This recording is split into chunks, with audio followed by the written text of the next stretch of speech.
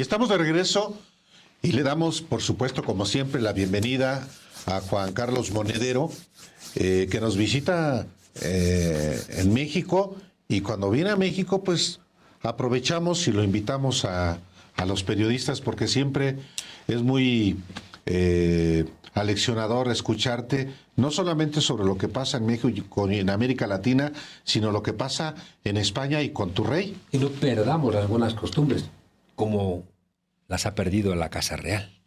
La Casa Real. Que una vez más las ha perdido. Qué ocasión perdida, Alejandro y Álvaro. Gracias por abrirme vuestros micrófonos. Qué oportunidad perdida. Yo creo que no hay cosa tan bonita como que te inviten a reescribir la historia compartida, un país con el cual podrían tener cuitas. Y te dice, no te voy a pedir que me devuelvas ni el oro ni la plata. Nada. Como ya venimos comentando, venganzas desde México hay. Han mandado a España a Peña Nieto, a Calderón, a Salinas de Gortari. Es decir, una cierta ventaja, una cierta venganza sí que existe, ¿no? Pero bueno, en la misiva de López Obrador decía, no vamos a reclamar restitución, no vamos a reclamar pagos. Se hizo daño en este país. Es decir, que la corona española hizo daño en este país con la conquista. Hubo mucha muerte, hubo encomiendas, hubo esclavitud, hubo tortura, hubo enfermedades. Hubo también cosas, por supuesto, luminosas. Estamos hablando en un idioma compartido gracias a eso. Y la petición es, discúlpense y vamos a escribir conjuntos lo que nos pasó. Qué bonito sería que en Alemania le dijeran no sé, a Namibia y a Tanzania, vamos a escribir juntos la historia que se desconoce de los campos de concentración. Antes de montarlos en Alemania, los montaron en Namibia. Y si hubiéramos impedido que los montaran en Namibia, pues no los hubieran montado después en Alemania. O qué hermoso sería que Francia se sentara con Haití para que escribieran juntos cómo la Revolución Francesa le dijo a los negros, no, esto de la igualdad, la libertad y de la fraternidad, esto no es para los negros, ¿no? Y a partir de entonces, por levantarse y declarar la libertad y la independencia, los masacraron, les cobraron todo tipo de reparaciones de guerra, y eso es lo que hundió a Haití. Qué hermoso sería que Francia y Haití se sentaran juntos a escribir compartidamente la historia, y fuera una historia compartida. Y el rey, en vez de asumirlo, lo que hace es filtrar un trozo de la carta. Oh, man. Qué malcriados. Maliciosamente. ¿Qué? Los reyes son malcriados. Eso. Siempre son Es lo que te iba a preguntar. Malas personas. Además, también el padre es mala persona, está probado. Sí, este el padre es un corrupto, sinvergüenza, un corrupto, un depredador sexual con menores de edad. Y lo que no sabemos, ¿no? Y que lo que no sabemos, y que después con chantajes que se cubrían por los servicios de inteligencia con dinero de todos los españoles. Y que ahora está en Abu Dhabi, donde está escondido por ladrón,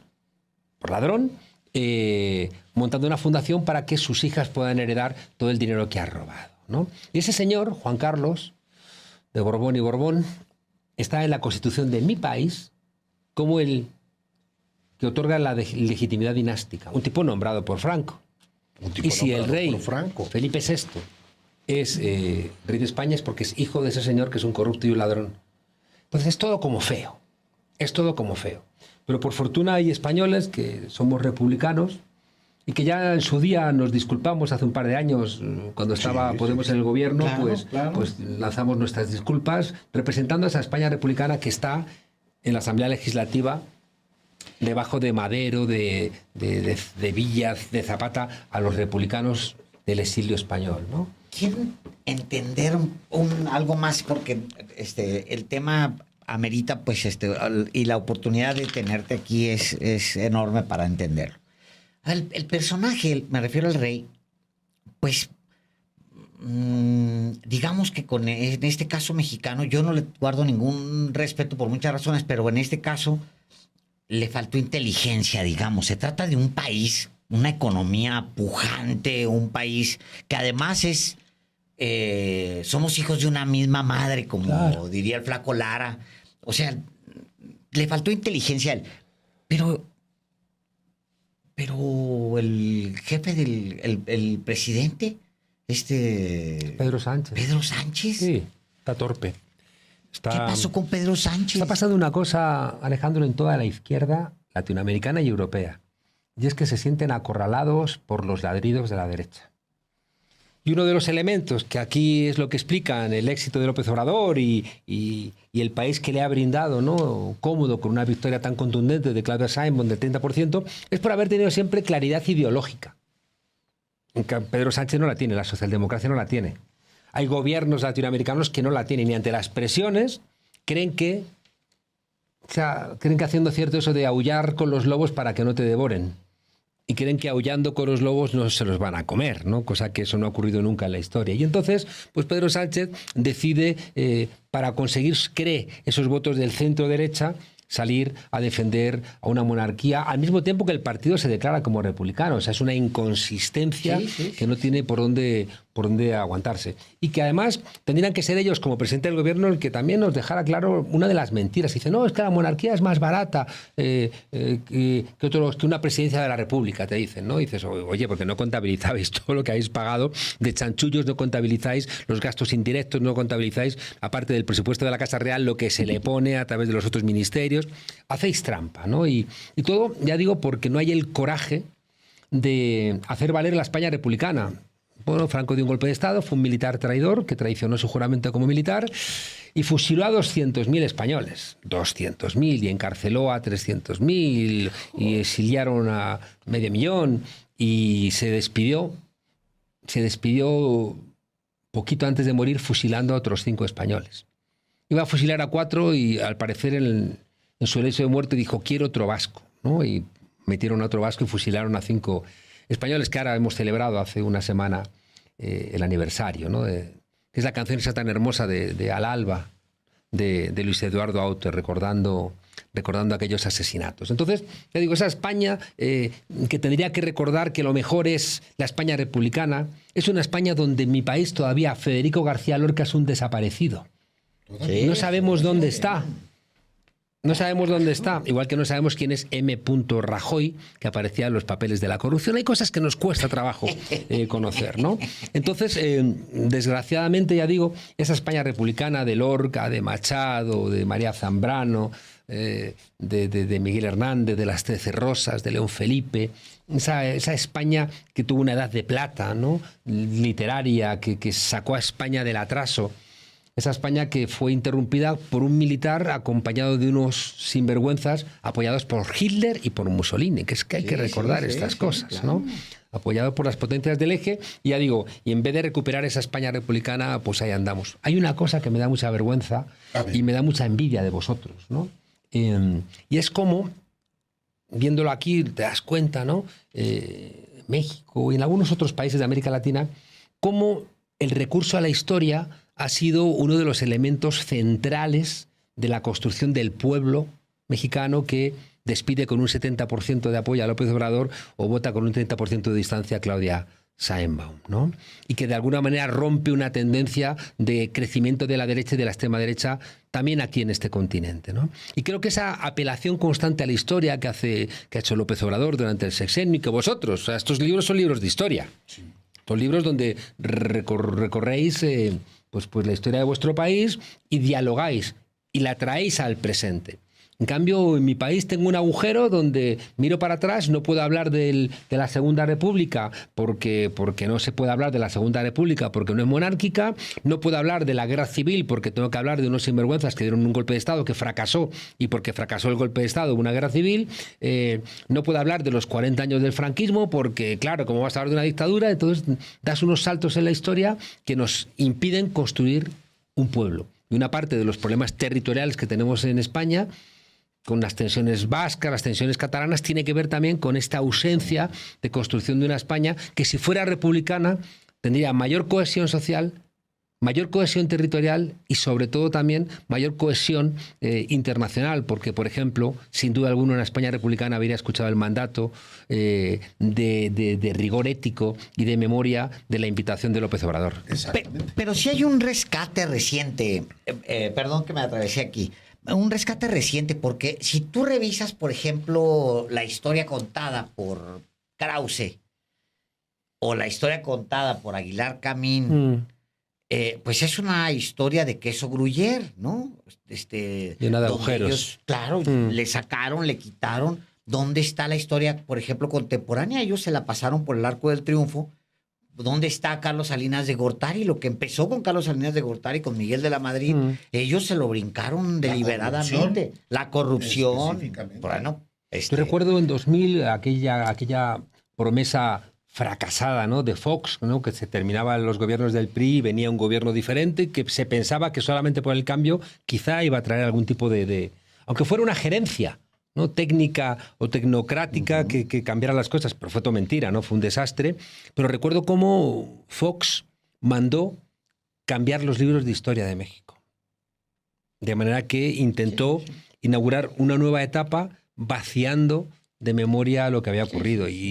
Pero es que, ¿qué van a hacer? Si es que el pasado tampoco es muy luminoso el de esta gente, y por eso hay que refundar nuestras repúblicas, nuestras naciones, ¿no? Hay que cepillar, contaba ayer en Hermosillo, hay que cepillar la historia a contrapelo, decía Walter Benjamin. En vez de cepillar la historia en la dirección del pelo, porque entonces no saltan las cosas, a contrapelo saltan las cosas escondidas y te sale hasta el anillo que perdió la abuela, ¿no? Entonces aparece ahí todos los elementos y los puedes recuperar y volverlos a escribir, ¿no? Por eso, repito, me ha dado tanta tristeza la falta de inteligencia del gobierno de España, que es un gobierno del Partido Socialista con Sumar, que es una fuerza heredera supuestamente del 15M, donde ahí estaba en su momento Podemos, ¿no?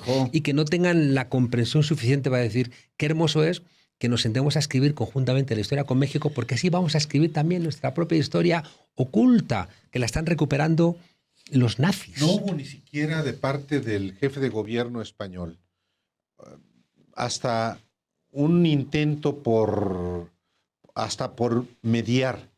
Se convirtió, y digamos se entiende, en un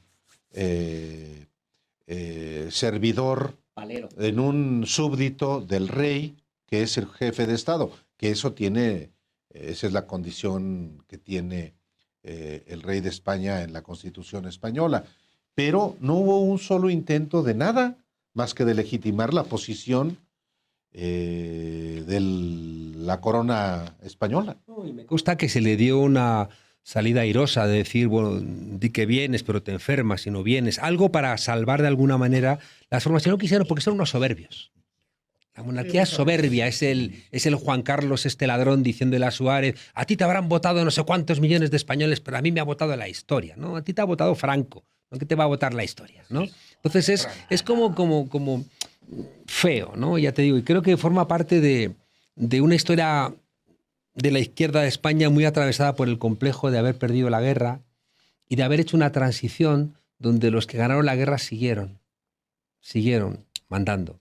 Una transición que se hizo, como planteaba Huntington, cupular por arriba, de la ley a la ley. Ese es el PSOE y ese es Felipe González. Claro, vienen de ahí, son los sectores cooptados por el régimen para dirigir una transición y construir un tinglado que sin dudas está mejor que durante el franquismo, obviamente. Sí, yo no sería matado, profesor de la universidad si siguiéramos en el franquismo, estaría en la cárcel o exiliado, ¿no? Pero sí que es verdad que entre la tensión que hubo entre reforma y ruptura, pues ganó reforma y pues los grandes deseos de transformación republicana se disiparon y esto venía con Rey y venía con las inercias institucionales, ¿sí? y por eso han pasado 50 años y nos siguen oliendo los pies y los sobacos a franquismo. Y entonces eso hay que asumirlo. Y también es una expresión que estoy utilizando mucho aquí porque la gente a veces se olvida de que ustedes han tenido 6 años de cambio y en 6 años no se le quita el olor a pies y a sobacos priistas al país. Sí. O sea, que le va a quedar todavía mucho más, ¿no? Entonces tenemos que ser conscientes de cuáles son las grandes corrientes, también para frenarlas. Y da dolor que el Partido Socialista, que tiene que escribir en su ideario que son republicanos, son los principales defensores del rey. Es decir, si el rey Juan Carlos no está en la cárcel y está en Abu Dhabi, es por el Partido Socialista Español, por Alfredo Pérez Rubalcaba, que hizo una ley para hacerle inviolable, para no poderle ni siquiera juzgar por sus delitos fiscales, ¿no? Y dices, pero ¿y por qué, no? O sea, es esa falta de confianza democrática de un país que se acostó franquista y se levantó demócrata, ¿no? Contaba anoche en una reunión que en el libro que yo hice sobre la transición, que lo tuve que llamar la transición contada a nuestros padres, porque estaba cansado de que la transición contada a tus hijos nos contaran milongas, ¿no? Y yo recuerdo que busqué muchos chistes de la época para intentar entender el contexto, y había un tipo mayor con su bigotito franquista hablando con un chaval joven con un aspecto de hippie y le decía al mayor al joven: ¿qué me va a contar usted a mí de democracia? Yo que soy demócrata desde ayer por la tarde, ¿no? O sea, como, o sea, tenía fresca la democracia, ¿no? Hombre. Entonces, claro, tuvimos que asumir como demócratas a gente que no lo son, ¿no? Y hoy nos encontramos con que, bueno, pues Vox o el Partido Popular, pues vienen de aquello. No os imagináis vosotros que fuera posible una foto de un líder de la izquierda en España que tuviera fotos veraneando con un narcotraficante convicto. En cambio, Feijóo, el líder del Partido Popular, Carajo. tiene fotos con un narcotraficante al tiempo que las madres contra la droga, las madres de negro, estaban en la calle en Galicia protestando porque la droga estaba matando a sus hijos. Y este señor, que es el líder del PP, el que grita, el que da señales de rasgarse las vestiduras, este señor, fotos veraneando durante mucho tiempo con un narcotraficante, ¿no? Igual que se ha montado también una polémica, porque conté el otro día que Isabel Díaz Ayuso pues, tuvo un pasado de joven falangista, pero no lo digo yo. O sea, lo dicen sus compañeros, sus maestros, ¿no? Entonces, claro, dices, oiga, lo dicen sus maestros, ¿no? Entonces ahora están súper enfadados, ¿no? Porque en Venezuela Maduro dijo que esa señora, ¿no? Dijo eso, dijo que la señora esta era falangista y que Feijóo pues, era un narcotraficante. Dice, hombre, yo no sé si él en concreto era un narcotraficante, pero el Partido Popular se financió con el dinero del narcotráfico gallego. Eso está absolutamente probado, ¿no? Entonces, ¿sería posible eso en la izquierda? Ni por asomo. ¿Por qué? El sistema de partidos en España está cayendo en un abismo, cayó en un abismo. ¿Qué está pasando ahí? ¿Cómo lo resumes? En todos lados. En todos lados. En todas partes, Hay una seguro, cosa, sí. mirad, hay esto que igual no nos da tiempo a contarlo con profundidad, pero la gente lo va a entender, ¿no? Vengo de China. He estado dando clases. Ahí me he invitado a la China. Academia de Ciencias Sociales. Entonces yo no he ido nunca, dije, pues quiero ir allí, entonces he tenido que leer un poco sobre el sistema chino y es verdad que es muy diferente del nuestro, ¿no? Sus valores son diferentes a los nuestros, pero tenemos cosas compartidas que en el mundo occidental hemos perdido. En el mundo occidental tenemos un elemento de armonización de los intereses conjuntos del país. México tiene un espacio donde los intereses de todos los mexicanos y mexicanas se armonizan, donde se reconocen. Lo que pasa es que ese artilugio está lleno de agujeros y lleno de trampas y quien lo tiene que hacer valer, pues muchas veces eran una cuerda de sinvergüenzas. Estoy hablando de la Constitución. Igual que en España, quien armoniza, ¿no?, es la Constitución. Y luego también tenemos otro invento, que es partidos políticos que representan a intereses sociales diferentes y que se presuponía en la teoría liberal que de la confrontación en el Parlamento de esos intereses diferentes iba a salir el bien colectivo. Eso es una mandanga, eso es una mentira de aquí a Barquisimeto, ¿no? Entonces, ¿qué ocurre? Que los chinos tienen también un espacio de armonización de los intereses del conjunto, que es el Partido Comunista Chino. Entonces, el Partido Comunista Chino, a diferencia de nuestras constituciones, que son estáticas, es dinámico. Entonces, entre ellos discuten, escuchan por aquí, escuchan por allá, hacen ensayo y error, prueban, entran unos, si lo hacen a alguien mal salen, y siempre tienen, que es la herencia confuciana, la idea de la armonía, donde entre la armonía del todo y el individuo están las familias a las cuales se le debe honor y demás, ¿no? Es un sistema que, ya digo, que choca con los nuestros, porque es verdad que en el mundo occidental hay elementos más comunitarios, y a nosotros eso se nos hace duro porque somos un poco más una cuerda de anarquistas, ¿no? Somos un poco más individualistas, desordenados, caóticos. Y, oiga, usted va a trabajar 16 horas... Usted va a trabajar 16 horas por la armonía universal. Y dice, oiga, no, déjeme, es que me quiero tomar una cervecita, ¿no? Entonces, claro, pero en el contraste sí que vemos que esta idea de que los partidos políticos representan intereses particulares de la sociedad y que en su confrontación en el Parlamento van a lograr que emerja el interés colectivo es mentira. Dime tú, decidme vosotros, en Estados Unidos, donde los senadores y los diputados son todos millonarios, ¿qué demonios de esa discusión va a surgir el interés popular? Ahí tienes a la gente con el fentanilo. ¿Sistema de salud? El sistema de salud quebrado. ¿Y en China? La gente... No, China está años luz. Álvaro, es una cosa que te quedas de piedra. O sea, visité algunas ciudades, visité alguna ciudad que era como Albacete y dices, ¿qué? O sea, unos rascacielos, unos puentes, unas infraestructuras. Y dices... Y esto es claro, y ellos están muy orgullosos porque dicen, nosotros no hicimos caso como hizo la Unión Soviética a Jeffrey Sachs y a los que le dijeron abrazad la democracia liberal y el capitalismo neoliberal y os va a ir genial. Haced como nosotros y os va a ir genial. Y cayó la esperanza de vida a 15 años, ¿no? Entonces, o en África, ya me dirás tú, los que en África abrazaron las políticas del Fondo Monetario Internacional. O Argentina en este momento. O Argentina en este momento. Entonces, fijaos, decíamos uno de los partidos políticos, me ha gustado mucho escuchar a Claudia Sheinbaum en el Zócalo, cómo aquí estáis dando una respuesta a algo que me preocupa profundamente, y es el vaciamiento de la democracia liberal. Nuestras democracias, todas, las llamamos democracias, pero no son democracias, son gobiernos representativos. La democracia es la que elige por sorteo, hay revocación de mandatos, hay limitación de mandatos, el pueblo puede hacer valer por sí mismo sus intereses. Es decir, hay una serie de reglas de participación, ¿no? Y eso lo sustituimos a lo largo de la historia por gobiernos representativos. Es decir, nosotros lo que hacemos es autorizar en elecciones a los representantes. Y eso tenía como dos grandes pilares. Uno era la división de poderes de Montesquieu, y la otra era la construcción de una opinión pública donde a través de esa opinión pública tú tienes información para evaluar la representación política del gobierno y lo que oferta la oposición. Esos dos pilares están podridos. El lawfare está, ahora mismo le han quitado a Gustavo Petro en Colombia, le han quitado la inmunidad como presidente y se le ha quitado un tribunal de segunda. ¿No crees que se le ha quitado un juez como correspondía? Ha sido un tribunal de segunda, ¿no? Como han hecho con Pedro Castillo. No hablan de la dictadura en Perú nadie. Nadie habla de la dictadura en Perú, donde está Dina Boluarte, porque han metido en la cárcel a Pedro Castillo de una manera ilegal. Entonces, claro, el lawfare persigue a los líderes de la izquierda.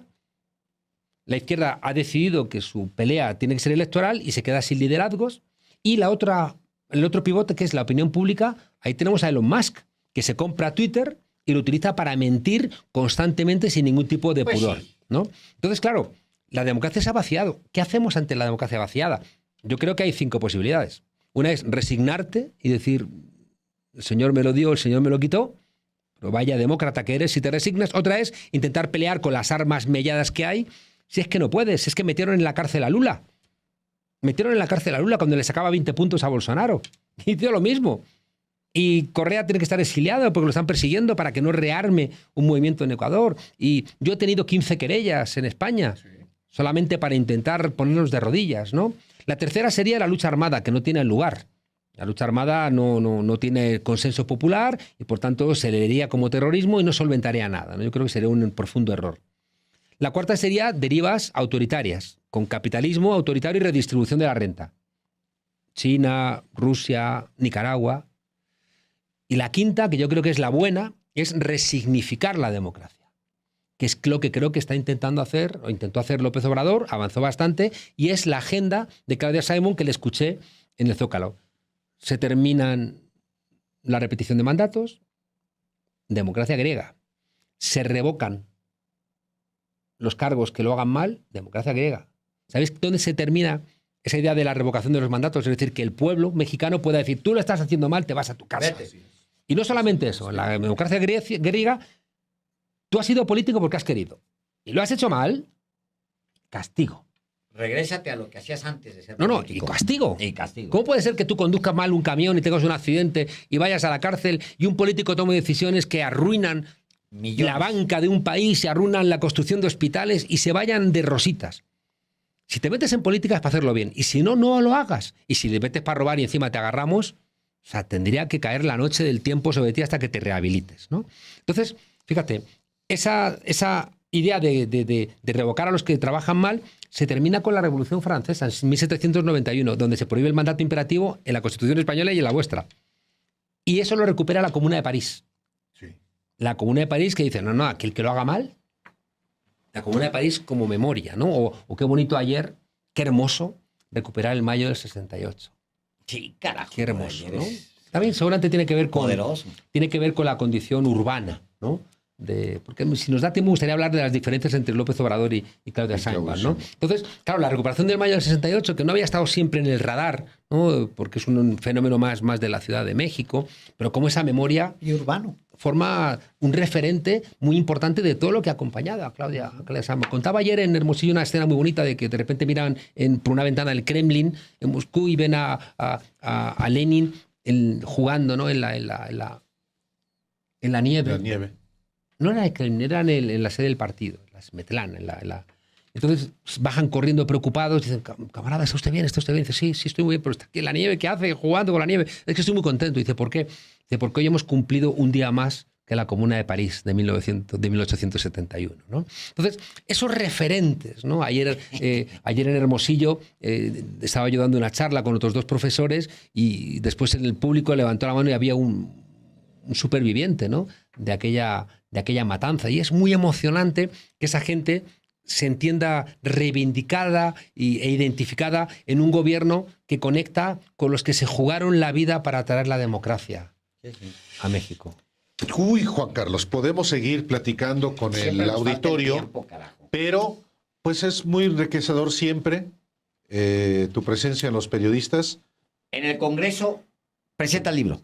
En el Congreso local. Lo voy a presentar en la Asamblea Legislativa. El Lo voy a Congreso presentar local. el martes. Este martes que viene ¿Hoy qué? presentas. Viernes. Hoy es jueves. El martes que viene. ¿Qué presentas? Un libro que hemos sacado con Fondo de Cultura Económica que se llama Política para Indiferentes. Ah, qué padre. Muy bien. Sobre la base ¿A de qué horas? el IBICEL. Todavía no lo sé. Todavía. Lo Bueno, comunicaré. bueno, aquí lo informamos. avísanos y aquí lo vamos a El IBICEL informar. dijo que lo contrario del amor no es el odio, que lo contrario del amor es la indiferencia. Pues sí. Sí. Gracias, Juan Carlos.